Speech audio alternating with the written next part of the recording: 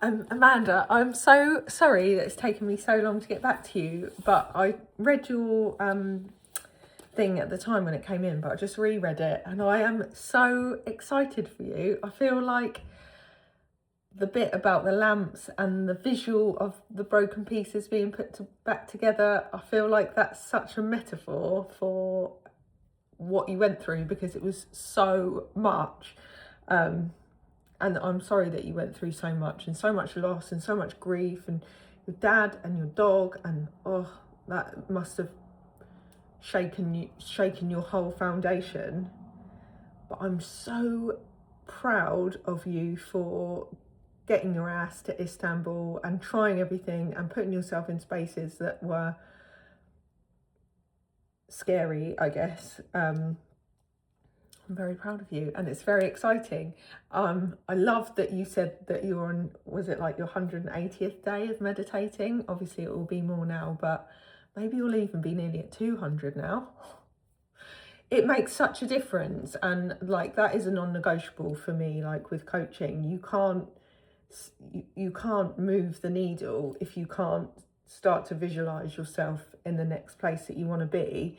I actually think that the plan that you had for helping small businesses is such an easy one, and it's so needed right now. And can you start with my business, please?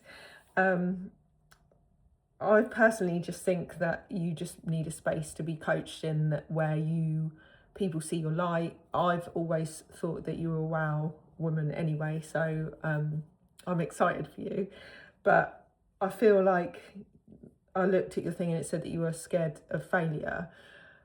I cannot tell you how much I have felt that in the past, and I felt it before I started photography, and then having failed like a few times visibly online as well, I felt it so much and it really knocked my confidence.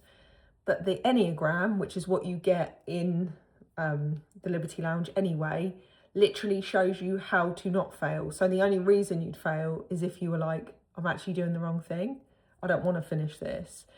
Otherwise you literally just have to do the step and then move to the next step, and you don't need to worry about the whole picture, although you can plan the whole picture at the beginning, but you don't need to worry about it. You just need to do the step that you're at, and then when you finish the step you're at, you move to the next step, and it's the best fucking thing I've ever learned in my whole life. So I personally think if you were going to join us, obviously I personally would start with visibility and start with putting yourself out there about things that you know with AI and with systemizing things, because I think that for me, most of the people that come to me are creative businesses, small businesses, and they all need to systemize. They're creative, so it's not their nature to be systematic with things. But like, for example, Freya, like all we talk about is systems, but we need someone to implement them. So I think like small to medium businesses will need that. So I would start with that, start with the knowledge that you know, start to share information and just do a few test businesses, and obviously charge your worth, charge your time, but also know that the first year of business isn't really about making money. It's about testing. Do I like doing this thing? Can I get people a result?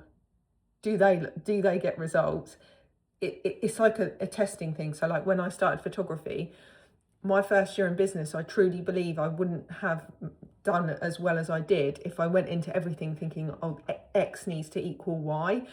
Sometimes you say yes to one project and that project opens 5 different doors because it did. So when you're in that abundance mindset, which I know that you have anyway, abundance comes because you're like, I'm not going to worry so much or put things, like the energy would be very different. Hello.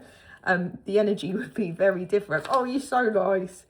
If you went into it thinking straight about money.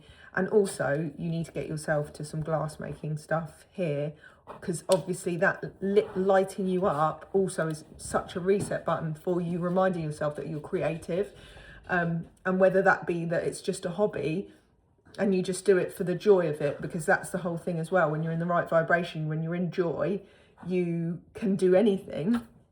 But also it reminds you how creative you are, because if you're in business, which is the biggest personal development journey you could ever go on, you literally have to bare your soul. You have to say, this is what I'm worth, and this is what I know, and this is my expertise, and this is the flavour that I do it in. And people have to just say, yeah, I love that, or no, I don't love that.